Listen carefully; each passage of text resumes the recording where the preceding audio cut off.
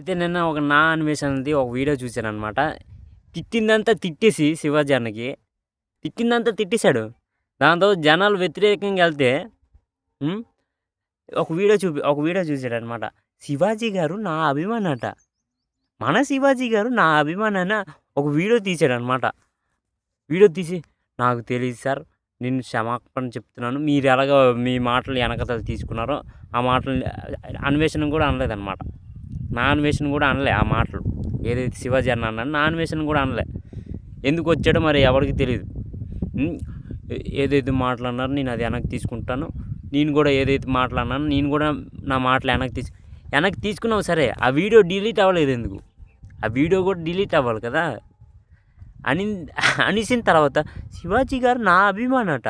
అంటే క ప్లేట్ ఎలాగుంటే అలా అంటే నీకు వ్యతిరేకంగా వస్తే ఎట్లైనా చేసేయొచ్చు. అంటే ఎలాగైనా చేసేయొచ్చు. ఇటు దటు అటు ఇటు చేసేయొచ్చనమాట.